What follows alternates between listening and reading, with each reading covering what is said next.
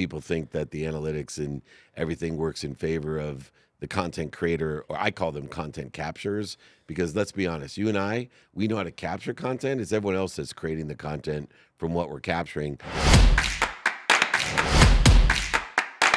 Since 1981, Justin has been producing world-class Bordeaux-style wines from Paso Robles on California's Central Coast. As the pioneer of Paso, Justin wines are what put Paso Robles on the wine-making map. The Justin team believes that wine should be exceptional from every angle, which is why their team uses boutique winemaking practices like hand harvesting and hand sorting. With a rich history of accolades, Justin produces exceptional wines and is proud to be America's #1 luxury Cabernet. Whether you're the first-time wine drinker or a wine aficionado, Justin has a wine for every celebration and occasion. Visit justinwine.com and enter promo code Playbook20 for 20% off your order.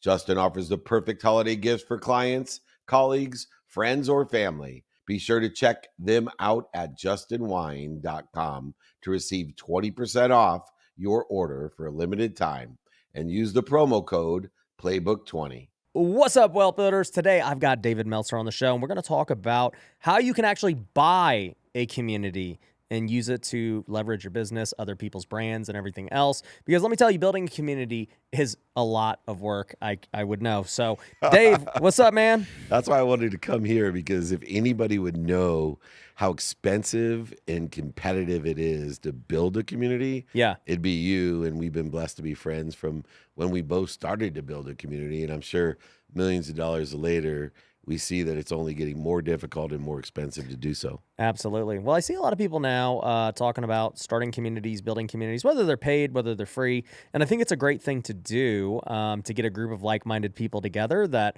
you can do business with, do life with. And, you know, I think as humans, we are built for community. But let's talk about it from a business standpoint, right? I've built a community. I've built a brand. Our community is called Wealthy University. Anyone can join it.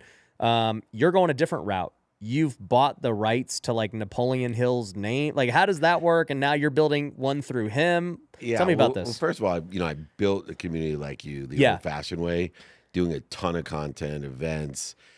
I probably do more free content than anyone, and it's nice to see that my mentor, Gary Vaynerchuk, kind of swung around. I just saw a video of his saying you got to post at least 15 times a day because it's consumer-centric, not content creator-centric. And people think that the analytics and everything works in favor of the content creator, or I call them content captures, because let's be honest, you and I, we know how to capture content. It's everyone else that's creating the content from what we're capturing. But after spending millions of dollars and doing literally, I think Playbook, I've done 1,950 episodes. Just the Playbook. We've done 4,300 interviews on office hours, TV show, digital, etc. That's a ton of content besides going live every day on Instagram. But more importantly, I started to realize that I know my community like you know yours. Yeah. And high net wealth, middle-aged men and women aren't necessarily as much on TikTok and Instagram, more on YouTube, LinkedIn, and Facebook. But even at that, it's very expensive and difficult, the amount of time and money that it takes for me to accumulate a community. So I looked for different brands that were underutilized that already had a community, some that were built over 100 years ago. Underutilized in digital side of things, underutilized just with the amount of resources that they're putting into it. My first thought was Wayne Dyer. Dr. Wayne Dyer was a mentor of mine, passed away, and all of his amazing content, Hay House, Louise Hayes, they've kind of dropped off the face. They sold to Random House, so now it's this subsidiary type of platform and community. But it was once again actually reinforcing the fact that that's not where I want to go, because David Meltzer is more like Wayne Dyer. That Dave Meltzer, when Dave Meltzer dies, will be very difficult to maintain the inertia, because Dave Meltzer does so much like Ryan Pineda does every day. What happens when Dave Meltzer's not there doing and staying relevant? And you have to every day. So I started looking at bigger things. And the biggest one I could think of, the most impactful one beyond the Bible, There we go. was the entrepreneurial Bible, which was Think and Grow Rich. More middle-aged men and women will tell you, executives of Fortune 500 companies, entrepreneurs, that Think and Grow Rich changed their life when they read it. And Napoleon Hill is that legacy brand that is already a community of millions of people around the world, Yeah. well known, and the community exists already. So I decided to bring my value and license it so that I can use Napoleon Hill Institute, Napoleon Hill TV, Napoleon Hill Venture, Napoleon Hill Certified Coaches, Napoleon Hill Podcast, Napoleon Hill Book List and Talent and Search. And that's going to live far beyond David Meltzer because Napoleon Hill already has lived beyond Napoleon Hill. He died in 1970. He launched Outwitting the Devil in 2011 with Sharon the Lecter, 40 years after he died. And the thing was an international success, millions of dollars. And I also get to raise money for the foundation as well. So explain to me how this works, right? Like you just rattled off like 12 things like Napoleon Hill does, his organization does. But I don't know. In practical terms, tell me like what you plan to do with the rights to his likeness. So right now, they don't do any of that stuff in the corporate realm. And so they sought me out as well for someone that could build the brand in a different way for what's going on today. So they don't have Napoleon Hill Venture. They do coaching and they have the book for the foundation. So now I have licensed the rights to the content and the curriculum of Napoleon Hill, the name, likeness, and image of Napoleon Hill and Think and Grow Rich, and other content in order to facilitate the leveraging of what already is a huge community that is literally exactly aligned with who I want to build. And so now I have an automatic access, whether it's the SEO, the contacts, the brand itself, and I can rejuvenate the lessons of Napoleon Hill, which went far beyond. They're almost infinite, not quite as powerful and infinite as the Bible, but when it comes to the corporate world, it is one of the Bible's Think and Grow Rich and Napoleon Hill's philosophies and strategies. So what I'm going to do is white label. I might come to Ryan Pineda and say, hey, let's do Napoleon Institute Mortgage or Wealthy Way program or the Kingdom Knights program under this umbrella of the Napoleon Hill Institute and giving you leverage to say, look, I'm going to now allow people that search Napoleon Hill to be offered the Ryan Pineda program under Napoleon Hill. Got it. So let's just say, I mean, I'm just trying to think from how I would do this. So let's say I'm holding a wealth con and, you know, I could be like, this is a partnership between Napoleon Hill Foundation and Ryan Pineda to bring you, and maybe it's just this whole new event, right? The Think and Grow Wealthy. Right.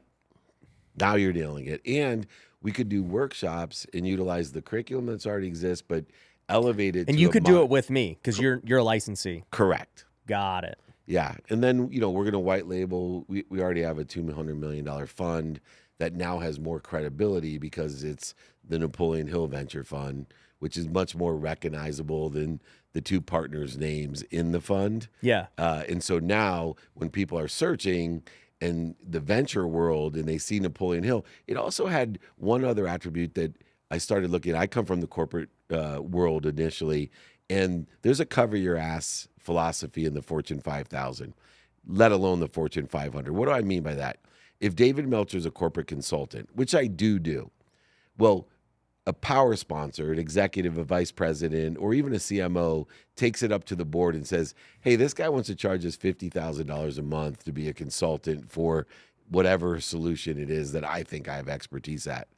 Well, there's a lot of skepticism about who the hell's David Meltzer, one, and two, if it fails, it's your ass, compared to taking it to a board or to the executives and saying, hey, we're going to hire Napoleon Hill corporate certified coaches or consultants in order to facilitate, you know, training the sales force or human resources or, you know, engagement of employees, productivity, whatever things that I do as a corporate consultant. Well, you now have a brand that creates less of a risk to the people that make the decision because it's backed by, well, we hired Pepsi, we hired Napoleon Hill compared to David Meltzer or Ryan Pineda. Yeah, that makes sense.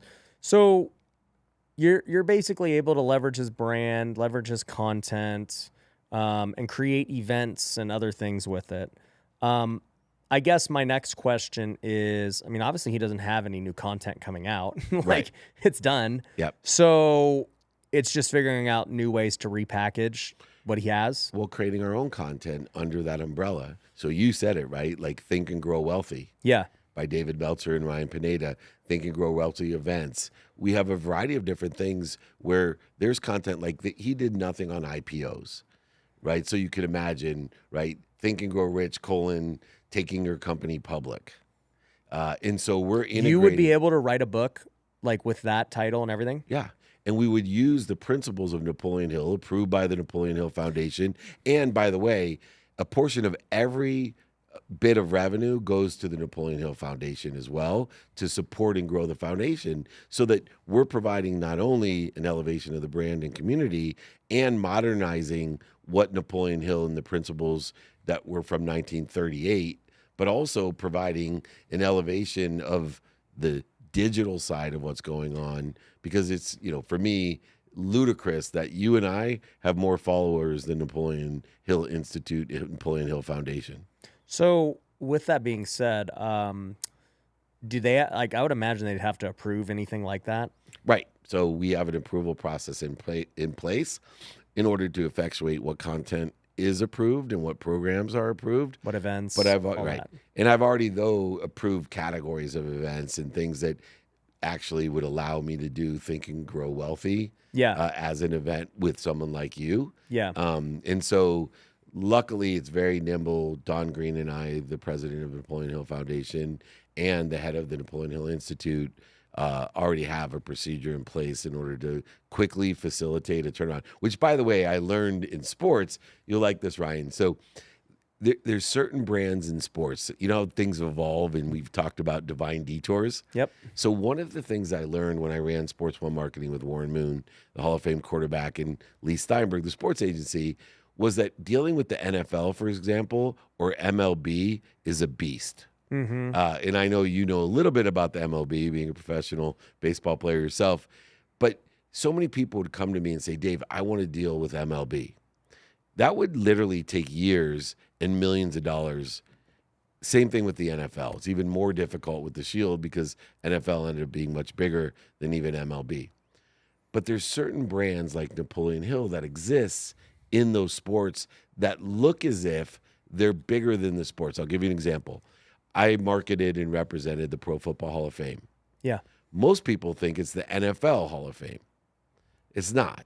It's its own separate entity. They do all of football. Right. I could get deals done with the 270 Hall of Famers and the Pro Football Hall of Fame in a day sometimes compared to what it would take to get approval from the NFL. Same thing, I represented the Clemente family. The Clemente Awards, the #1 humanitarian award of all sports. It's also one of the most popular awards given and brands within the context of Major League Baseball. And I could get a deal done because the Clemente family is not a Major League Baseball entity. It's its own separate entity that the MLB and Chevrolet give the award, but is not owned by MLB. Yeah. And so it's actually licensed the same way I licensed Napoleon Hill. So these lessons, it's really interesting how you start getting and thinking, well, shit, what if it takes me a year to get approval for Think and Grow Wealthy with Dave Meltzer and Ryan Pineda? That license isn't worth much. Yeah. But since it's a day turnaround, because I have experience with Clemente, Jackie Robinson, Pro Football Hall of Fame, you have so much more value because you can move so quickly with such a big brand. Yeah. That makes sense. So you probably can't say, but how did it, you said you were looking for something. They also were looking for something. So you guys got matched together.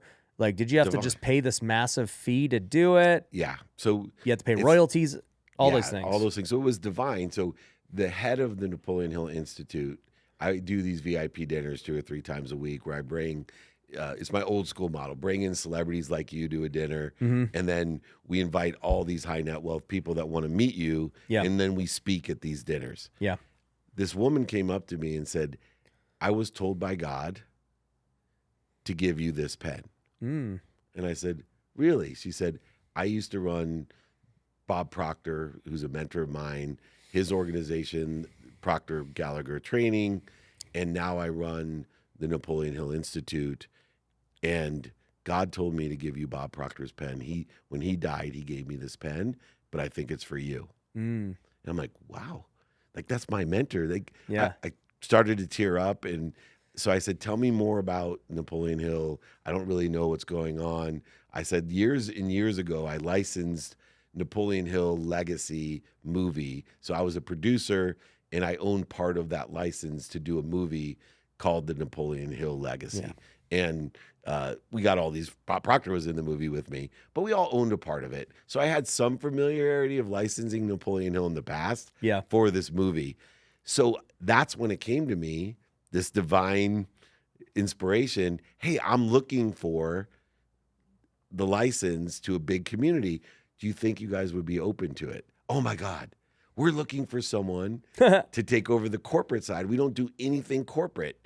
What do you have in mind? I said, well, I have Dave Meltzer TV. Could you imagine? I put all of my shows under Napoleon Hill TV Yeah. and then go out to all the guys who I know that have these different shows and have a channel that's literally on, Netflix or Vizio or wherever, Roku, and all the relationships I have. So it just started building, and then came the structure of it, which comes from my business is sports marketing. Yep. It's no difference, name, image, and likeness and audience. Yeah. So I formulated a deal just like I did in sports with both an upfront fee Yep. as well as the Institute has 25%, I have 75%. Okay. So knowing to protect myself, it was an entity in which we both could share the rights and then the donation to the foundation as well. So it wasn't that I was greedy, that I wanted 100%. I actually think there's more security and greater value in having them partner with me in the license than take a whole 100% part of the license. And it's Yeah. an evergreen license, so my kids can take it over. They don't need Dave Meltzer to be there anymore because Napoleon Hill is already tested and trusted in time. Yeah. That makes a lot of sense. And so you guys would split after like net profit and everything else because you guys have the entity together. Correct. So if we did, and they're motivated then to do things that are going to make money, Yeah. not only just for the foundation, but they're motivated as well, Napoleon Hill Institute, because if we come to them and say, hey, let's do Think and Grow Wealthy, Yep. and they're going to say, well, what are the numbers? And say, look, Ryan packs a house at 4,000 people. I've been able to do this on the workshop and the dinner, et cetera. Could you see any reason you won't want to do this? And they get 25% of it. They're like, whatever. Exactly. As long as it makes as long money. as it's aligned as we are Yeah. in the philosophies of Napoleon Hill, which you are and so am I. Got it. And then I guess, what does this mean for you and your own personal brand? So it allows me, and this is interesting because a lot of people are like, aren't you going to diminish your own brand? I don't think so. I think all tides rise together. And so it's the same way as if you're playing for the Oakland A's. Yeah. Does that hurt Ryan Pineda when he plays for the Oakland A's compared to if he was playing in the independent league? No. And he was the MVP of the independent league or a starter for the Oakland A's? Right. Starter for the Oakland A's is greater by far. And so being able, for example, Napoleon Hill Awards, could you imagine with Napoleon Hill's brand and the credibility that it has, I'm now able to do Napoleon Hill top 10 lists, Napoleon Hill top 10 podcasts, Napoleon Hill top 10 speakers, Napoleon top 10 books. Well, that credibility, what does it do to the Dave Meltzer brand? Well, if I'm part of the decision-making process, and I'm very honest and truthful and illuminate the BS that exists in brand building, but you betcha that I'm going to be in the top 10 book list, speaker list, and podcast list, right? Yeah. And so there's a lot of benefits for the Dave Meltzer brand for playing for the MLB Yeah. instead of playing in the independent league. Got it. That makes sense. So what do you think about Well, the way I think about it now that I'm just processing it all is to me it seems no different than if I was like one of the people at Barstool Sports Exactly. and or any media company, whether it's Barstool or I get famous on ESPN or I get famous on I don't even know what these other like Right. networks, Yeah. whatever. It's But its own you're going under their umbrella where they already got viewership and all this stuff. right. They have a community. Yeah. And this is a community that's over 100 years old, that is completely aligned with my mindset, heart set, and handset. I was born and raised on Think and Grow Rich. What I built in my own brand is based off of what you Principles. believe you can achieve. Yeah. The basis of Think and Grow Rich. And then there's a lot of the other curriculum and content. A lot of people don't know. One of my favorite books in the world, and if you haven't read it, is Outwitting the Devil. Yeah. And it's an absolutely beyond ahead of its time book that was written in 1938. He was scared to publish it because it talked about the devil and understanding what that meant to education, religion, and all these things that he thought he would be ostracized or condemned for back in 1938. He dies in 1970. They released the book, and it's not till 2011 when the Napoleon Hill Foundation and Sharon Lechter actually published the book Outwitting the Devil, which immediately becomes a worldwide best-selling book and nationally renowned and known. Got it. So with the books and everything else, the only thing I see is like the difference, I guess, between if I was to go put my podcast underneath some big network, I don't know, Barstool or something else. They already have viewership. They can push people to mine. I know we're saying Napoleon Hill has a community, but there's like no regular viewers or communities, is there? So there's a following from everyone that's bought the book, which is So almost you a have, 500 million people have bought that book. Think and but Grow I'm Rich. saying like there's no. I don't want to say they're not active, but like, Right? is there a podcast? Is there like shows? There's nothing, Not right? yet. Well, that's what's such a benefit for me. So you have to build a lot of it. You have to build all of it. white label it was my plan. So to take what already exists and then power it by Napoleon Hill and give it its community and give it. So take, for example, I'm talking to So take your current Sirius shows XM. and rebrand them. Or just create a Napoleon Hill channel on Sirius XM and then gather shows that are aligned with a representative of that. I don't have to create the shows myself. Yeah, you're creating the network. Right. So if I go to Sirius, for example, and I say, okay, I want a Sirius channel, which I'm in discussions for because that's how big Napoleon Hill is. Yeah. Much more credible than David Meltzer channel. Yeah. Right. Or, it's bigger than Mad Dog Sports. It's now Napoleon Hill is like Howard Stern. Yeah. And so now I'm like, okay, we're going to create a channel which creates, why do they want it? Because the guys who buy sponsorships love Napoleon Hill. So then what do? I come to Ryan and I say, hey, let's put Wealthy Way on The Napoleon Hill channel. on Sirius XM. Got And it. I go to Bill Yu and Milet and Gordon and all the guys that I know and say, look, your brand is so aligned with Napoleon Hill. You're not on Sirius XM. Come on to channel 209 and join me. And now we can sell sponsorship to the channel and you derive revenue and exposure to all of this community that's going to want to listen to when they see it on their car. Yeah. Oh, shit, there's a Napoleon Hill channel. Yeah. Oh, Dave Meltzer's featured on there. Ryan Pineda's featured on there. Tom Bilyeu's featured on there. Yeah. I'm not creating any different shows than I am. I'm just featuring me and my friends. Yeah. You're just creating a network. Because that was my point, right? Like, Because I got like, the expensive part. I got the community. Right? So Yeah. people will buy sponsorships. People will pay and want to be part of whatever platform I'm on because we already have. do you get the database? Yeah. How big is You the get database? SEO millions. It's big. Well, the database includes whatever data they receive from anyone that's participated in the content. Yeah, anyone meaning that's ever opted into anything. for the books that have purchased books, in whatever they've been capturing that data for over a decade. Think about how many Think and Grow Riches are sold at Barnes and Nobles. I actually just had a friend, and I'm not going to say who it is because I don't know if it's public yet.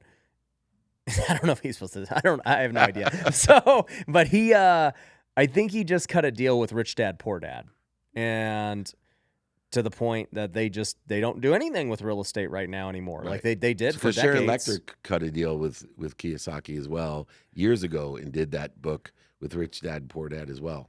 Got it. So he does that. That was one of the brands that I was looking at. Have you read that book, by the way? Which one? Rich Dad Poor Dad. Yeah. I read a long time Love ago. that, right? Oh. Yeah. Though I don't really believe a lot of the things it says anymore. I think the overall principles are good, but the systematic way to do it. What I Yeah. like in that book that still holds true is his definition of wealthy and what was understanding his definition? I don't even remember. when your assets are drive more income than your expenses. Got it. Okay. Very simple. That is simple. I think that's wealthy though. Yeah. And I think, I don't know if he talked about this in the book, but I just remember real estate investors really loving the part about, hey, rental properties are the way to get assets that Right. give you cash flow. And it's like, I've been hammering this home for a while now that like, no, that doesn't work anymore. Like for people who have been doing that for 30 years, cool. You guys are set. But for everyone starting today, lots of people listening to this podcast, younger people, 20s, 30s, even 40s. And it's like, dude, if you don't own like this portfolio yet and you're trying to build a rental portfolio today, that ain't going to happen for decades. Yeah, and I think unless you're a syndicator and you're good at raising money, Yeah. because he talks a little bit about that, but I agree with you 100%. Where it's interesting is there's a localization of STRs where I think individual investors have an opportunity where you can, around colleges and different lower cost areas in the country, where you have high ability to rent rooms in the STR side, like Short-term rental side. Yeah. yeah, on the short-term rental side. So if you have a really big football team in Tuscaloosa, Mississippi, Yeah. and they'll rent out your 6-bedroom home for $5,000. Yeah, I think there's arbitrages with whether it's like you're talking about college rentals, Airbnb. A lot of people are now doing assisted living. Yeah. Like you're basically taking a house and turning it Rehabs. into a business Right. in general, But the right? old traditional multi-unit Of just be a landlord, normal tenant. But young kids, don't you think this is good? I want to know your advice because my kids are 25, 23, and 20, and I still think this is good advice. I think a single young person should buy a multi-unit up to 4 units and live in one and rent out the others as their very first real estate investment. I think it's a good place to start, and I think you can make money that way. I think it's a great place. I think it just depends on your area. Because, like, for example, people ask me that about Vegas. Like, Ryan, where's some good fourplexes in Vegas? I'm like, ain't anywhere you want to live. Right. That's just the truth. But there are, like, other areas where there's, like, nice fourplex areas. Yeah. Like, it ain't in Vegas. No, but Ohio, Michigan, Wisconsin. So I think it Nebraska. depends where you want to live. But also, too, kind of like my point with the rental thing is that, like, for example, I got an Airbnb back in 2017 before it was popular. Yeah. And, dude, I was killing it. Now, that same city, it does not work because I bought these properties in Big Bear, California for $200,000. My mortgage was like $1,400. They were renting for $4,000 a month. So it was a cash cow. Yeah. I've sold a bunch of them. But today, if I was to try that same exact strategy today, this is the difference. That same house is now $450,000, $500,000. The rents is still pretty similar. It's Yeah. $5,000 a month, $4,000 a month. And it's like, all right, well, now my mortgage is like $3,000 to $4,000. I got clean. Like, I'm not even going to cash flow, number one. And then number two, the regulations have gotten so much worse. So in that city in particular, you are only allowed to own one, period. So you can't even build a scalable short-term business if you want it. Right. So kind of my point with this is, even as people try to finagle the rental system to create co-living, rent by the room, Yeah. it's like inevitably more and more restrictions keep coming and keep coming. Even with ADUs, right? Yeah, ADUs. Yeah. Newsom just expanded how many ADUs you can have on a property, but it's still, they make it so cumbersome and regulated Yeah. that they don't tell you that up front. The math seems easy until you get into the regulation, permitting, Yeah. and the amount of time that you have to hold the property in order to facilitate having an ADU. Yeah. It's very conflictual. Cost of labor and material and everything's going up. It's a different world. So where do you think, and not to take over your interview, I'm curious, where do you think a young investor in real estate should start? So I'm glad you asked. You're like segueing into my whole new spiel about everything. So basically what I was saying about Rich Dad, Poor Dad was the concept of cash flow is correct. It's just the mechanism is not It's different correct today. anymore. Right. In my opinion, if you want to get into real estate, the best way to cash flow is to build an automated wholesale business. Because if I look at my career the last 10 years, I have made great cash flow, not from my rentals, from building an automated house flipping and wholesaling business. Now, the thing is, house flipping keeps getting more expensive, more risky. You got to wait. You got to raise more capital. House flipping, I love it. I'll never stop flipping houses, but I do way less house flipping today than I used to. I used to have 50 to 70 flips at once, ongoing. Today I have like 7. Mm-hmm. But I'm still doing the same amount of deals. So now we're just virtually wholesaling. And for those who don't know, wholesaling, you don't have to buy the house, so you don't need to get money. You don't have to fix it up, so you have no risk on those fronts. And you just sell the contract, so you get paid quicker. So everything about it's like, on a surface level, a better model. Less risk, more scale, quicker payouts. Yeah. Everything's better. So the question then becomes, all right, well then, if it's better, then, how do I build that business? And it's like, well, all you got to get is leads, get good at sales, and that's basically it. Because you're either selling the seller to sell you the home, or you're selling a buyer to buy the home. And we can automate leads today. Sales is actually much easier today than ever because there's different exit strategies. And then finding buyers is easier than ever with technology. We know all the buyers now. Right. That used to not be the case 5 years ago, 10 years ago. But now, you could pull every buyer right here in Las Vegas who's bought a house cash right now. It takes 1 second. Right. And you could text blast them all right now, the deal. Now you have all the buyers. It's crazy. And so I look at that and I'm like, well, dude, if I was somebody trying to make 10 grand a month, 20 grand a month, even more, all I got to do is get one deal each month. And it's not like, I don't want to say it's not going to be passive early on, but even buying a rental is not passive. You got to find the deal, fix it up, get financing, find a tenant. So take that out of nothing's passive in that way, but I would rather build something that can generate me way more money than $200 a month or even $1,000 a month, because it's the same amount of effort in my opinion, but the upside is huge. Yeah, it's interesting because, I've done a lot and still do, where on the commercial side, I found a huge opportunity with the baby boomers is that people own businesses and they're in love with their business and they don't realize that the entity holds the ownership of the building. Mm-hmm. And they also don't know that when they've held a business for 20 or 30 years, that the lines of credit that are available under the entity, unsecured, by the way, allow you to purchase businesses with real estate underneath it. Yeah. And utilizing the timing of the closing in the correct manner where you can buy the business and take ownership of the property at a different time. Yeah. That you can own the business, pull the money out of the business from an unsecured line of credit. Yeah. And you're basically not only buying the business with its own line, but you're building and buying really valuable real estate because the baby boomer has 30 years poured into the business and he's more concerned about the purchase price of the business than he is the real estate. Yeah. And so if you package in the real estate to the business, you're actually getting a better deal. And you have inherent financing, unsecured financing, that you can do a variety of different things. Now, a little bit more sophisticated. It's not for new buyers. Yeah. But we've been doing really well with some of the middle-aged mutant turtles like myself that just buying their businesses. Buying businesses. And then you could sell off the business and own the real estate. Right. Yeah. And sometimes you sell off the business and rent back the real estate to the guy that ran the business, and you're inheriting into cash flow again. So really cool. Anyway, let's go back. Yeah. I'll let you take over your own interview. No, it's great. Look, there's lots of ways to make money.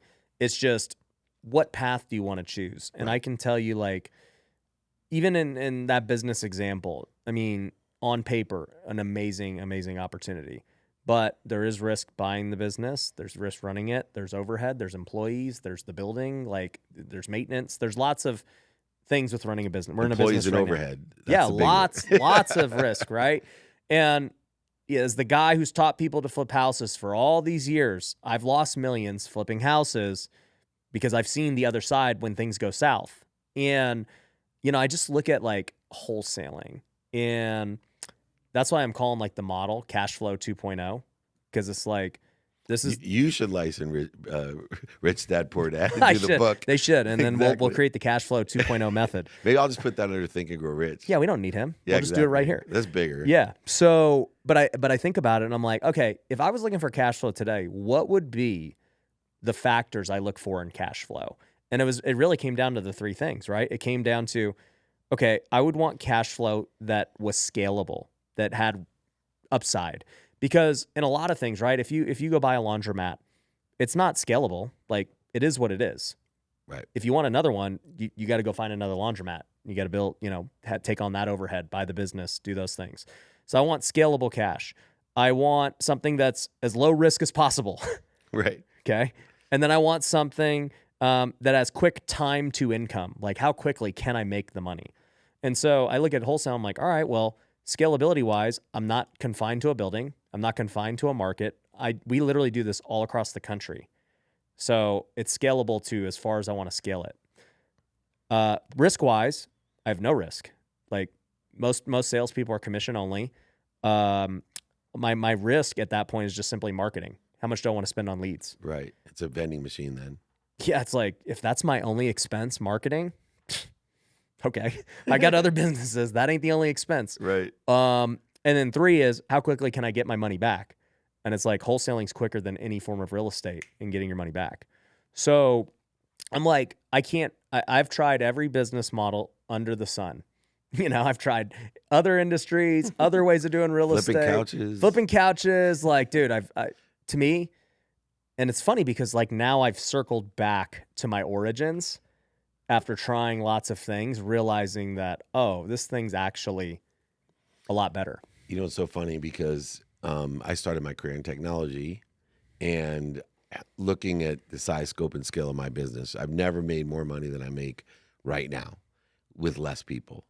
And it was because I hired 2 consultants that changed the face of my business, because I started looking at capability instead of job, careers, industries, and analysis of the future. So for me, I took and said, okay, here's my timing and risk tolerance.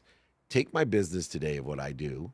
And I hired 2 consultants. One's an AI consultant, and the other was an outsourcing consultant, a virtual assistant, you could call it, but outsourcing talent. Okay. And so I said, analyze my business and tell me not what people, I want to keep people, but I want to know what capabilities that I am paying for today, skills, knowledge, not desire, but skills and knowledge. And what can I use AI for to take away what people are doing that AI can do? And 2, how can I pay other people that I don't have to have an emotional connection to, that somebody else has to hire, fire? They just have to deliver, and my cost is set. Yeah. And so the best thing I did in my business that created this great wealth in income is I had these 2 consultants, and I still have them, by the way. Yeah. And they took us from, I probably have 1/10 the full-time employees. I have more people that are hired and more technology that utilize what we do. But I went down to 30 people, and I probably have 300 people that are outsourced, that are working for me, that I don't know, don't have any emotional connection to. Like 300 actual people, or are you like comparing it to like saying they're AI? No. So not counting AI, but like 300 people that literally like VAs. do VAs or part-time, funnel this or editing this, or, there's a variety of different things that they're doing that are all outsourced. They don't fall under me. They're just a monthly expense, and it's set, and I can get rid of it at any time. So if the market changes, I'm not in that situation. What's your overhead with the 300 people? So 16 million to carry those people across all your businesses. All the businesses. So Got it. Yeah, we're a little for those over, who don't know, a like little over $1 million a month. Yeah, for those who don't know, like, what are your businesses? Yeah, so content is the center point of my business. So we have a media company. So I executive produce TV shows, movies. So I license, for example, First and 10, which is an old HBO 8-season. O.J. Simpson was in it.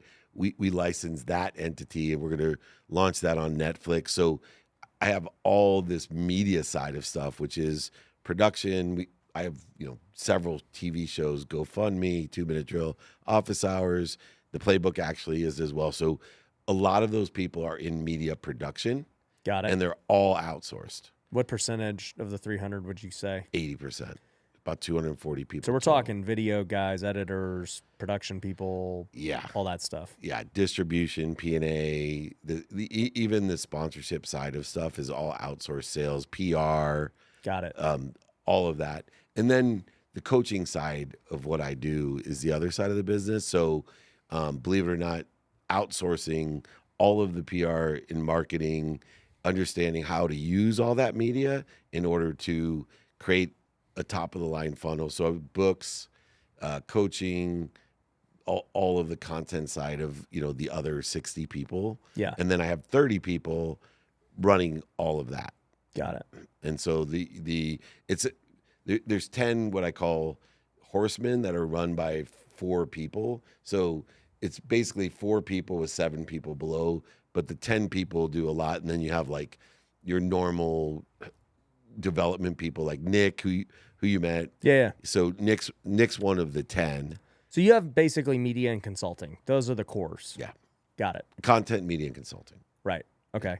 And then so you've outsourced majority of your people now, so they're not full-time payroll staff guys that are, high-paying people. Right. And I do have the investment side, but that's all me and my wife. So when we're looking at, the properties, the management of my assets, so I do venture. Yeah. But that's all me personally. Right.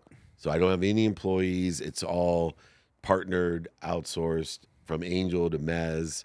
We do a lot. And I combine that with consulting. So, and speaking, by the way. So there's ways of investing in a company and not being a broker dealer, but bringing more investment into the company by investing in a company. Yeah. And then being hired by the company when you succeed in getting the capital into a company. So I've done deals where I've raised $50 million, not as a broker dealer, but I've invested money. Because I invested money, I've made introductions to other venture people who are like, shit, Dave Meltzer's in this deal. I want in. I'm an advisor for the company. So I have all these streams of income. Then they hire me after they're funded as a consultant, a speaker, a coach, all of these different areas that just feed all the different streams of income. Got it. What do you think makes you the most? Venture. Yeah, the venture. So the coaching, like I do most of my coaching for free. I do free Friday trainings. I have a group of like 3,000 people that pay me hardly anything for once a week. Yeah. Then I have 100 one-on-one clients, which look, I have a huge wait list, so I'll be transparent. I charge $1,500 for 100 people to one-on-one coach them, but they have to adhere to my format.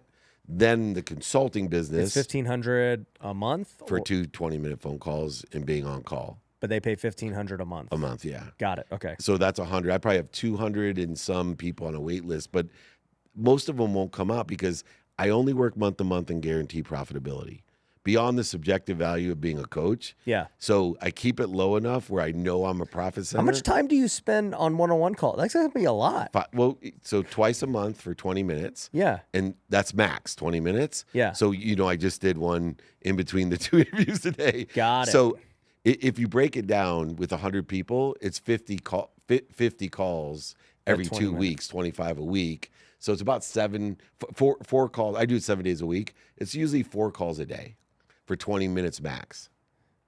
Got it. So it's so I do call it an hour and a half a day. Yeah, but I usually do 6:30, 6:50, and 7:10 a.m. and then one floater like I did today at 1 o'clock. How many hours a month is that? I'm not like, what's the math come out to? The thing is, when you're good at it and you're on call, very rarely do you do the full 20 minutes. The first calls are about 30. After that, my calls today have averaged about 8 minutes. And then I use Plod. You know what Plod is? No. Got to get it. So Plod's on the back of your phone. It integrates with your phone calls. It's AI, so it captures your phone call, and then it can generate not just transcribing, but a summary of a call with the people who are talking. Got it. And then that is put into a file, sent out. And so it's this is one of the AI things that the AI consultant got me. Got it. Because I used to have an employee that would have to take the transcription and then edit it into notes. Yeah, yeah. And then have Yeah, of that's gone. Javi, my COO, has that. Yeah, it's killer. Yeah, he always, I don't even know what he does, but he'll send the notes out. I'm like, oh, that was cool. PLAUD is killer. Yeah, he has that. Yeah. Yeah, I would And now they assume. got a necklace that we could wear while we're doing this, and it would. Well, I don't take notes, so I don't need it. Yeah, It's good. for everyone else. Yeah. I've never been a note taker. Are you a note taker guy? No, but now I can. I won't read them, but Right. other people I can. send them. Yeah, that's funny.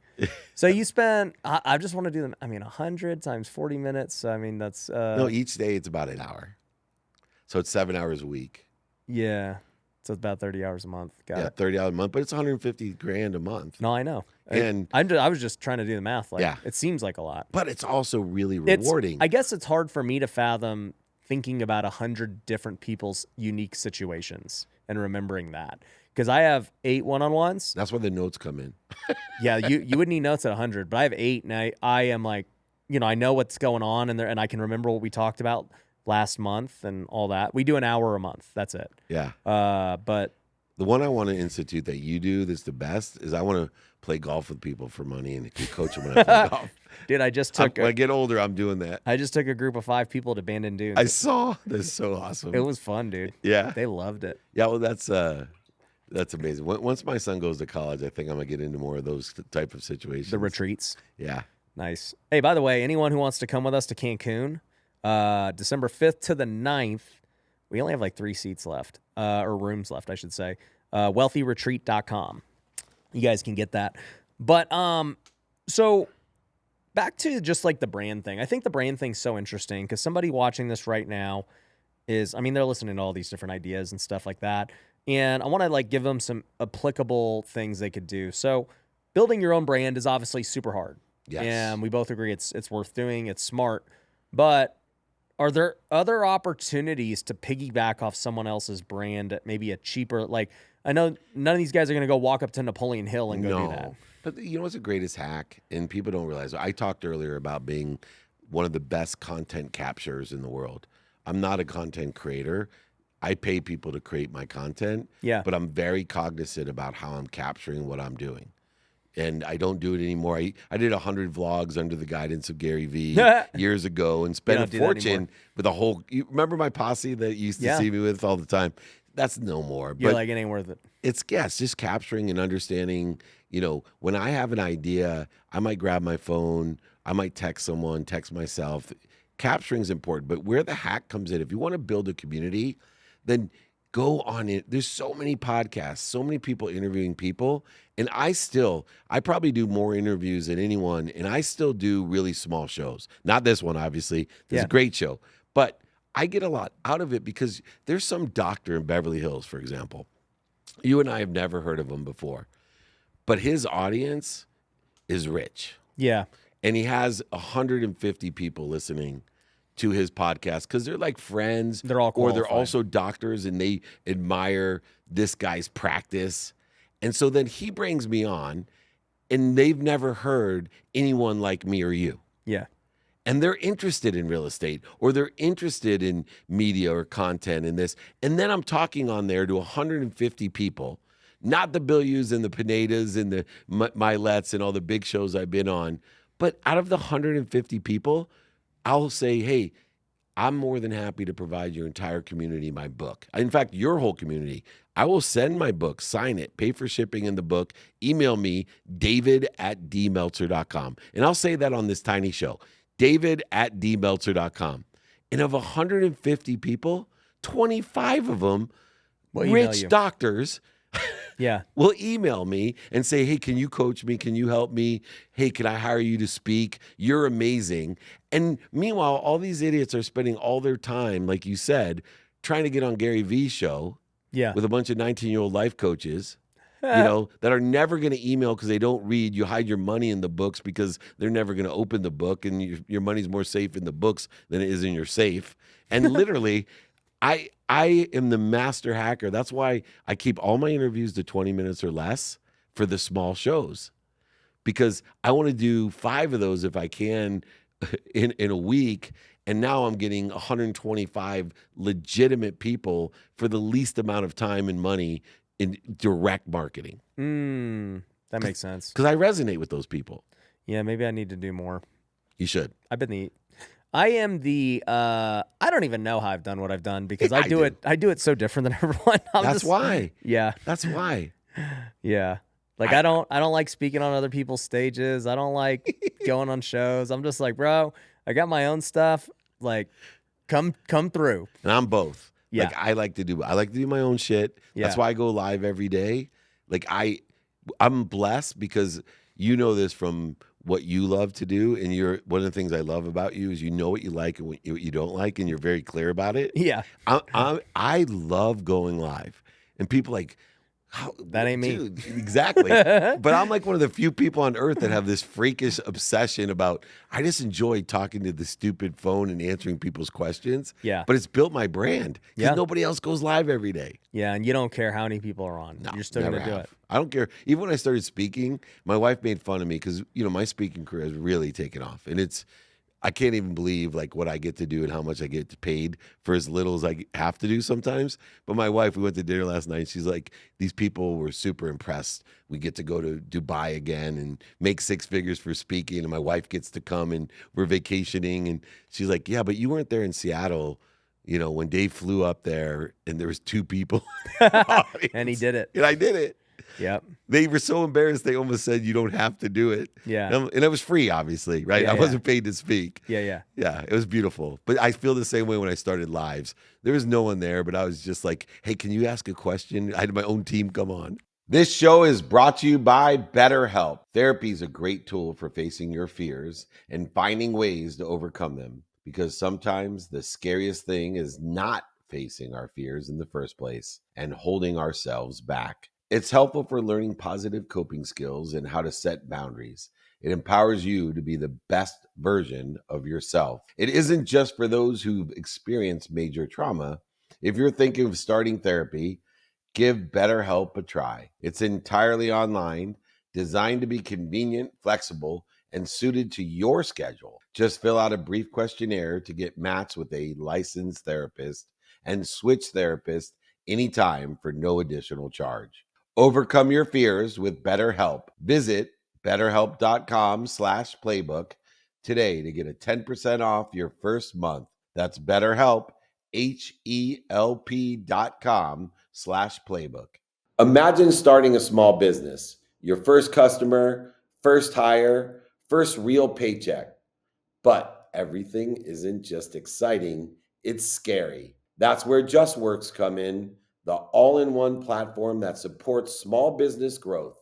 Access seamless tools that help with benefits, payroll, HR, and compliance with transparent pricing. It's time to make payroll painless. Run payroll in 90 seconds or less and automate payments so you can set it and forget it. Did you know in 2023 alone, they processed over 25.6 billion in trusted payroll customers?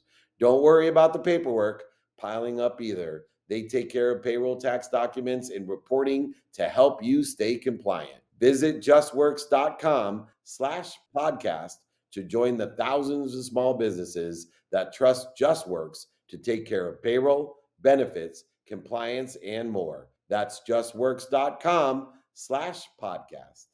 You know, it's funny. I got a memory in my iPhone the other day, and it was from 2018. And I had a brokerage at the time, real estate brokerage, and we had 10 agents. Eventually, I grew that brokerage to 200 agents before getting rid of it. But at the time, I was training our 10 agents that we had on social media. And it's funny because in 2018, I wasn't like a big social media guy. I just had like started Instagram. I had like a few thousand followers, a few thousand on Facebook, and that was all I had. People in Vegas knew of me, but that was it. Nowhere else, right? But I was already sharing with them social media things that I knew to be true. I was like, guys, you got to tell your story. And it didn't, I didn't really learn this from anyone. I just had figured it out. I'm like, your story matters. Just be authentic. Just tell people what you do. And I was like, share your wins. Because if you don't tell people what you're doing, they don't know. Nobody knows how many deals you closed until you tell them. Nobody knows about your flip until you tell them. Nobody knows about the house you sold until you tell them. So I was just sharing these principles, and it was just funny looking back. I was like, man, and in the way I tell the story of how I got on YouTube and TikTok and stuff, it happened during COVID, because that's when I actually took it seriously. Yeah. But clearly for years, like, it was already brewing within me that, hey, social media actually can make you money. But I wasn't looking at it from the point of being like a guru. It was just like, yeah, I think if you make content, you're going to get deals. You're going to get investors. And that's what I was looking for at that time in my business. You know where I found it interesting was the bankruptcy, because it was my greatest fear, it was my identification. And when I first started, I was blessed because I was consulting for Vayner, AJ, about the sports agency. So they wanted me to help build the sports agency. And I had no idea who Gary Vee was. In fact, my favorite story is AJ invited me, I was at the Super Bowl, to the Nike suite to meet his brother. Well, Gary Vee walks into the Nike suite and everyone goes crazy, like, holy shit, Gary Vee's here. And all these people. And I looked to AJ Vaynerchuk, true story. I'm like, who does he play for? He plays for YouTube. Exactly. He's like, you gotta be kidding. I didn't know who he was. But to that respect, I told Gary, he told me, you got to do this content. Yeah. And I'm like, dude, like, what am I going to say? He's like, well, tell them about your challenges. Tell them I'm like, dude, I lost everything. I'm not going to tell anybody that I lost over $100 million, went bankrupt. He goes, you'll be surprised what you tell people. And later on, like, more people hire me for financial advice because I lost over 100 than when I made it. Let's talk about failure, because a lot of people are afraid to share it. And I mean, I've shared my failures, but for me, I'm like an optimistic guy. I'm like never trying to dwell on the past. I'm like, yo, it's all good. I might have struck out the last year, but guess what? My next one, I'm about to crank it. Right. That's just my mindset, right? So, but a lot of people, they struggle with failure. And I mean, you lost $100 million. Yeah. So, when I think about my failures, I just think of David Meltzer, and I feel better about myself. Feel better? Good, thank you. So I love that. You're not the first person that tells me that. I love that. I'm like, oh, it was only 10. That's not bad. So tell me about, and I'll share mine for the audience too. But just tell me about psychologically dealing with that, the stress. I'm sure you weren't sleeping. I'm sure your health was bad. Like, it just affects everything. Like, what was that experience like? It was awful because my identity was tied to how much money I had. But for my faith and the people that I hated the most, would I have ever survived? Meaning that I hated my mom, I hated my dad, I hated my best friend, and I hated my wife because they were telling me the truth. And everybody else, when you have a lot of money. What were they telling you the truth about? I'm lost. You're going to lose everything. You're an idiot. You got to stop using drugs and drinking. You're not paying attention. And I was there going, I'm worth over $100 million. You made $17,000 a year. Who do you think you're talking to? Like, this was, rhetoric. And so for me, it was those people that I sat when I lost everything thinking, I hate all these people. They screwed me over. They didn't believe in me. They didn't love me. But the people who were telling me the truth, when the opposite was true, it was the other people that were smoking, up my butt, all kinds of BS of how great I was until the money was gone. And then that led me to understand that I hated myself. Got it. And so when I realized there's something wrong here, these are the 4 people that love me the most, and I hate them. Yeah. And I realized that I hated myself. And then I realized in one of the crucial moments was when I went to have to go tell my mom. The only reason I wanted to be rich was to buy my mom a house. I had to go tell my mom I lost everything, including her home, because I had my name on her title. Right. And my mom, I remember telling her that I'm punished. I don't know why. I remember boasting. I've done everything that I could, denying the blame, shame, and justification of the shit that I was doing. Yeah. And then I said to her, and this was the faithful moment, I said to her, Mom, I don't believe in God. And my mom said in a calm face and looked me, and my mom's very religious. She said, son, you believe in God. You just believe in the wrong God. Why don't you go take stock in who you were and what you want to become and tell me you don't believe in God? And so this whole transformation took some time, but I will tell you the wisdom that I received from my mom, my dad, my wife, and my best friend, and the faith was what got me through changing the meaning of my past from punishment to protection and promotion and love, and allowed me to shorten that distance of shame, blame, and justification that occurs when you lose everything. Mm-hmm. And there was many days that all I said is, I know that I'm on the divine direction. This is just simply a divine detour. I know God has my back now. All those other people that I relied on, they're not here, nor will they be there. I rely on God. Mm-hmm. And, you know, I if you would have told me that I would, number one, tell people I was bankrupt, but two, tell people that God was the reason I made it all back and I'm who I am today, I would have told you, no way. Yeah. I'm not that guy. But that's what I love about you is that I wear my faith and my wisdom on my shoulders. And people, I tell the truth. I tell them all the time, this is what I'm afraid of. I tell them when I'm in an argument with my wife, I've been married 27 years. I tell them I was a shitty husband. Yeah. Right? I tell people, but I'm not anymore. I am a great dad. I am a great husband. I am a really good person who is trying my best, but yet I spend minutes and moments out of faith. Yeah. And I share those minutes and moments so that people, like, there's, you know how they elevate your brand? They're like, oh my gosh, you get angry? Yeah. Right? Like they're surprised that you get worried. Yeah. Yeah, no shit, I get worried every day. Yeah. I got $1 million a month in payroll. You don't think I'm worried? Exactly. Over. Yeah. And that's outsourced. Yeah, At least I can exactly. cancel within 30 days. Yeah. I had a podcast guest telling me about that. Like, dude, so now that you don't have to worry about money anymore. I was like, what do you mean? I'm like, I don't know any rich person that doesn't worry about money. Like, it does not matter. I'm like, do you think Elon Musk is worried about money right now? Absolutely, dude. For sure. Do you know how much? Read his book. Yeah. I'm like, bro, he bought Twitter way overpriced.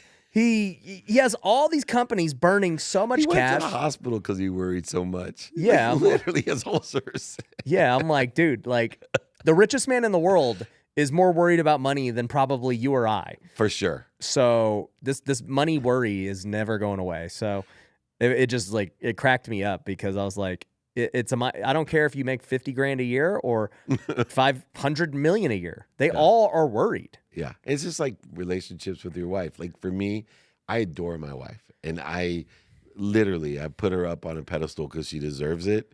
And I've heard a funny statement, behind every great man is an amazing woman. I also add, you have an amazed woman. Because she knows you so well that if you're successful, she's so amazed. Like, are you kidding me? And so, but people, I'll tell them, like, my wife gets mad at me when I say it. I'm like, look, I said that, I can't believe I did, but I said this to my wife and she's super pissed at me right now. Because I said something stupid. Yeah. And people, I think, resonate with the fact they can trust you when you tell them that you're human and that you're reacting to fear all the time and that your relationships aren't perfect, your finances aren't perfect, your decision-making in business isn't perfect. They're not perfect. We are perfectionists, but we are not perfect. Yeah. And I'm okay with that. Yeah. How many years did it take for you to finally get past the bankruptcy? I'm still working on it. It took me at least 2 years where I could function. So for 2 years, you were wandering just... I was working really hard out of fear, and it was an omnipresent, awake and sleeping problem about that worry, stress, anxiety, blame, shame, justification. Because I think a lot of people are right now in that stage. Yes. I think the economy has been as bad as it's been since the recession. Yep. So, people are going through it. I myself have been going through it. Especially in real estate, people have been going through it. Insurance, real estate, everything. So I think there's a lot of people currently in that dark moment. So what do you do? Yeah, I think you have to understand the two things that limit you. The first one's the most important. Ask yourself, what meaning am I giving my past? And make sure that the meaning of your past, the setbacks, failures, mistakes, defining moments, historical relevances are aligned with where you think you want to be. Yeah. And that's the optimist in you and me. Yeah. But also, the one thing I had to fight, and I still practice, You will never you will that will limit you. The meaning you put on your past, but you will never overachieve your own self-image. Mm. And so what I want people to do when you're in these darker, more challenging times is take inventory every day of your self-image, which should include looking at what skills you have, Mm-hmm. what knowledge you have of who and what, and your desire. Take inventory of those three things and then align it with what's doing well today, what's stable today, and what you think is doing well in the future.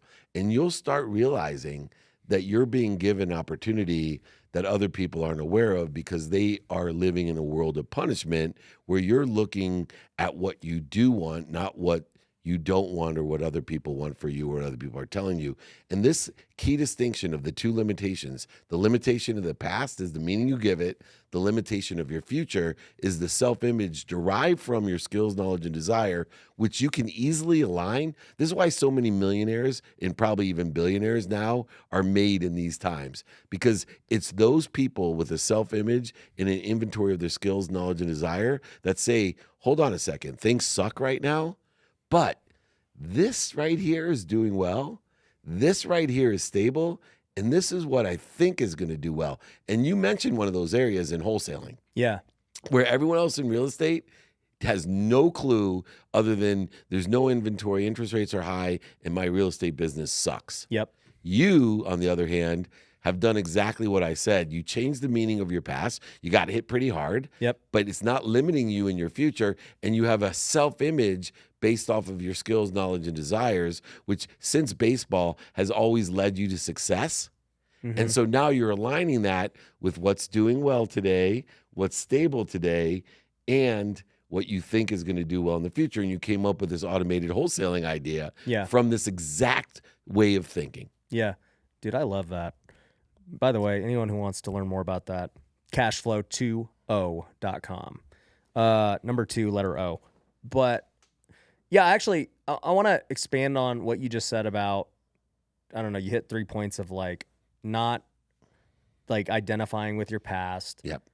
Looking at like, hey, obviously this isn't working, but it's like showing some promise, and this is where I believe things are going, right? So I'll just say, as somebody who went through the ringer the last 2 years, it's interesting because people will say, bro, like, look at how much you've grown from the outside.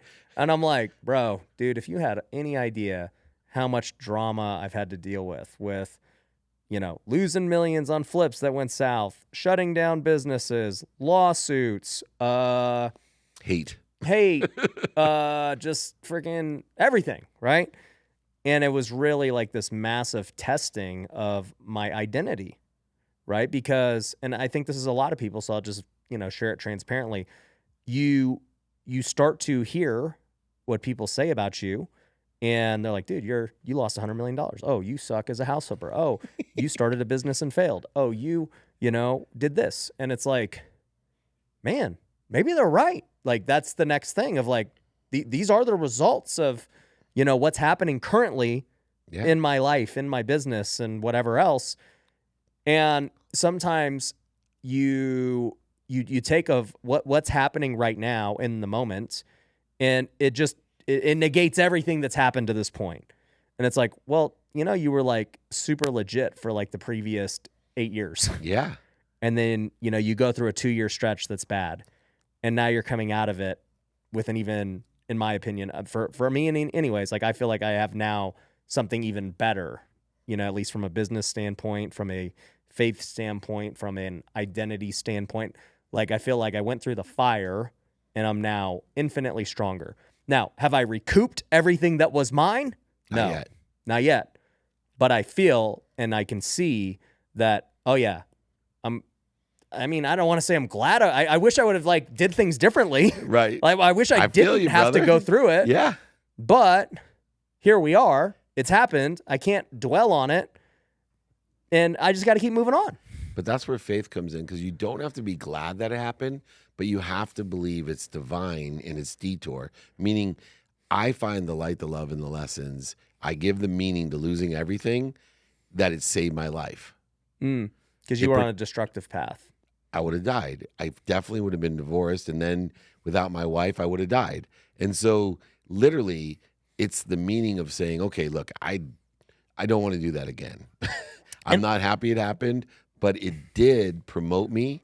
It did protect me. And it proves to me that God loves me, because it was just a matter of divine time to show me where I was literally moving towards. And that's not where I wanted to be, or better, my potential. I was limiting my potential, and I was interfering with me and God. yeah. Well, and even speaking on that, I was interviewing David Green. So he recently was let go from the Bigger Pockets podcast, and that episode has done really well. And he shared everything that has gone wrong in his life the last 2 years. Like, dude, if you think that you had a tough 2 years, go listen to that podcast. Yeah. And I was like, did I actually? Somebody put in the comments, they're like, if you're ever feeling bad about yourself, just go think about David. And both Davids, right? Both Davids. Exactly.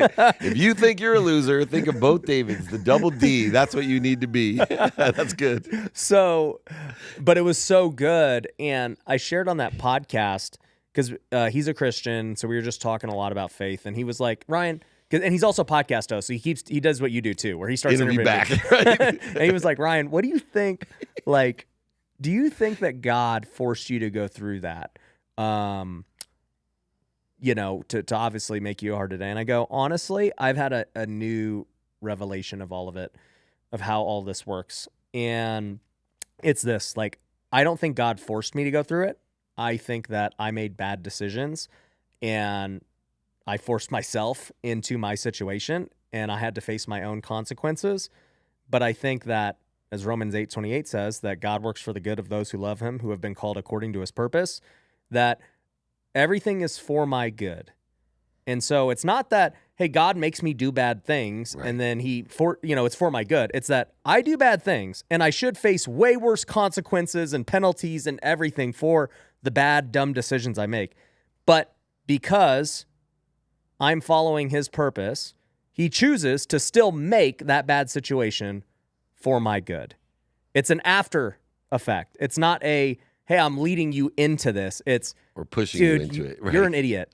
Like, I have to bail you out again, and I'm going to make this still work out for you, despite it really should not.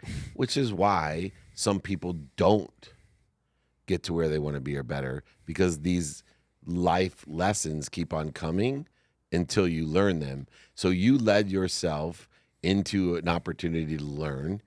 Using God's grace, gratitude gives you the ability to find the light, the love, and the lessons in shitty things. Yeah.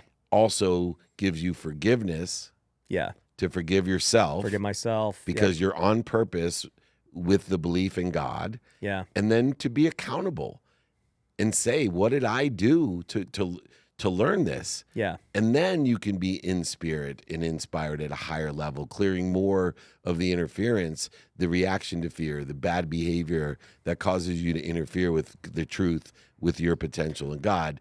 Yeah.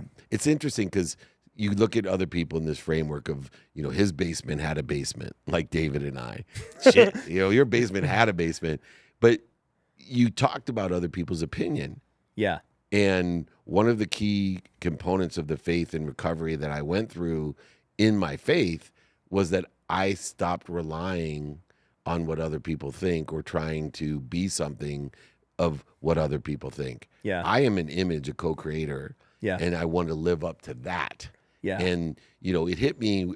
One of the things that really sucked when I went BK, it's almost 18 years ago, right? It's a long time ago. Yeah. And so there's guys, we talk about the good 8 years, and you have these people around you that come to you and say, Ryan, I want to invest in that, man. You make so much money. Yeah. Let me be a part of it. Begging you. Yep. And so, I didn't need the money because I wasn't, in a syndicated situation. I wasn't raising money, but I was like, Yeah. Let's do man, it. how much you got? 10 grand. Okay. So these were the guys that really hurt me the most, because I had childhood friends that didn't have a lot of money. Yep. And I had childhood friends that also had a lot of money. Yeah. And they gave me 10 or 25 grand in a deal. Yeah.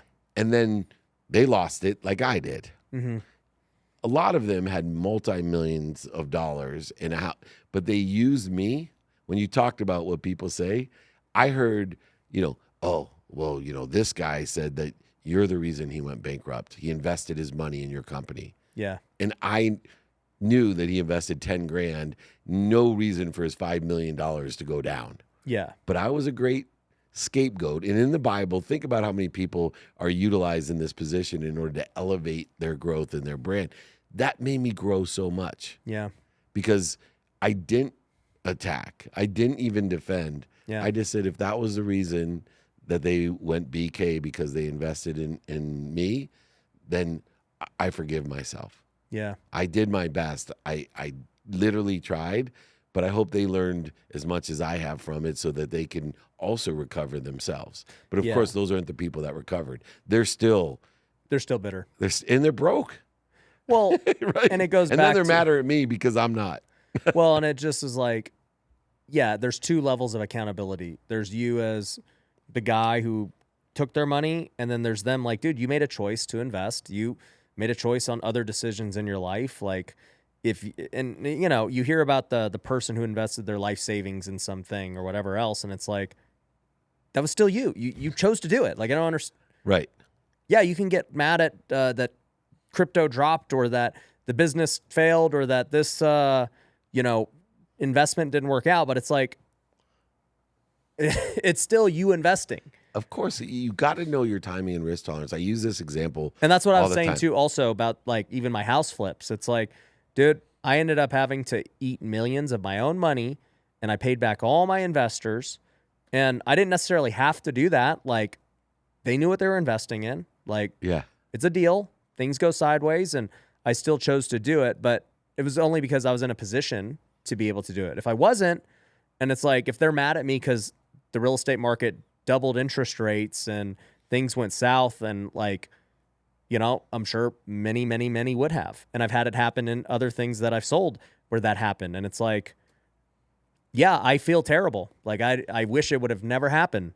But at the end of the day, there's still two levels of accountability in every transaction. Yeah, and that's so difficult. I think I teach people to know your timing and risk tolerance now. If I wish I would have known that before, meaning that, let's take a lottery ticket. There's a difference. When you know your timing and risk tolerance up front, you will be disappointed when you lose your money. Yeah. But you won't be resentful and guilty. And the reason is if you know a lottery ticket's $2, you have a 1 in a billion chance to make a half. I'm not going to be mad that it didn't work out. If you know it's a 1 in a billion chance, half a billion, and on Saturday at 8 o'clock, you're going to know whether you won or lost. When you lose the $2, it's okay to be disappointed, but it's aligned with the timing and risk tolerance. Yeah. So you're disappointed, but you're not resentful and guilty going, the lottery's rigged. Right. Exactly. Or that guy told me to buy the ticket. Right. Yeah. And why do they put it at the grocery stores? They're just contributing to the delinquency of gambling, all these blame, shame, and justifiers. It's amazing. If you know your timing and risk tolerance up front and you're smart about what you invest with, aligned with that, you'll never be resentful or guilty. You can be disappointed like you and I, but you won't be resentful and guilty. And that is a very healthy way to invest. Yeah. How do you think you would deal with it today, now being known on social media, right? Because I feel like, 18 years ago, Nobody it's like, knew, right? like you lost it, and it's like it's just kind of, I don't want to say swept under the rug because now you bring it up, but like we're in an era now of social media where the most famous people are public, and so any failure is now public. And it's funny because I'm like watching it happen in real time, and it's all new. Because clearly business is just full of failure. Yeah. And so I watch people who have had great brands who, like, honestly haven't really failed much. And I watch a guy like Mr. Beast, for example, like, just getting more hate than ever. And I'm like, why are people so mad at Mr. Beast? Like, I don't get it. And they're like, well, then this guy, that's this thing. And that's the difference. So this is so interesting because no one's ever really talked about this. And I think it's really important. I lost all my money so long ago. And nobody's out there talking about it. Yeah, no one's saying he's an asshole. Very, very rarely does someone say, "Oh, Dave Meltzer effed me over." Yeah, because they're just not there. The difference is, if I'd go BK today, I'd be screwed. Yeah, because everybody would be there going, "Dude, he's screwed." Yeah, that's what's happening to all of these people. Yeah. So as long as I live my life aligned with the values that I have and where I understand I am today, I will never have that happen to me because I have protected myself that I don't take investment. Like I've learned my lessons, right? So you don't take investments anymore. Never. I only But you invest said my you own let money people. You said people will still invest though, because I'm in a deal, but I don't ask them to. So but they could still say, "Oh well, freaking Dave," whatever. yeah, but I will tell you, but yeah, like my money's in there, and that's why. Like the big joke was, one time a guy said, "Date." You know what it was? what? Arthur Blank invested $2 million into this deal. He's the owner of the Falcons. Yeah. So Blank said, Dave Meltzer put $100,000 in this deal. It literally, this is what he said. He goes, "Holy shit. If you get any money out of David Meltzer, I'm investing." Right? But he's not going to be mad at me if he loses his money. Well, billionaires get a different mindset towards investing. But I'm not taking friends' money, right? So when I'm making introductions, it's mostly institutional, venture, angels, professional investors. So you're just protecting yourself from scrutiny from like general public type people. Yeah, it's somebody that would say, that's why I only work month to month with anyone, and I guarantee every month profitability, because there's no one out there, even with my programs, that could say, "Oh, Dave Meltzer charged me $97 for this and it didn't work." No, Dave Meltzer charged you $97 and it didn't work, and he gave you back your $97 for any reason. You could say, "I don't like his hair." And so, but I literally have built in these mechanisms, not because I'm afraid of haters out there. Once in a while, someone will say something like, "You stole gratitude from Gary Vee," or something stupid. I'll give them my cell phone number. And I'm like, obviously you're angry.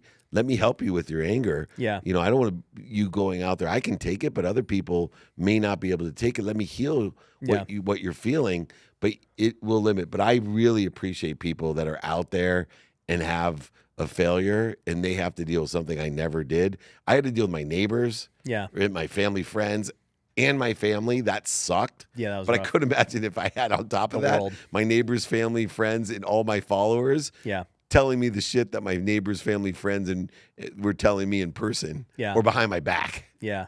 Well, and I mean, I bring that up because I myself have had to deal with it with different business failures.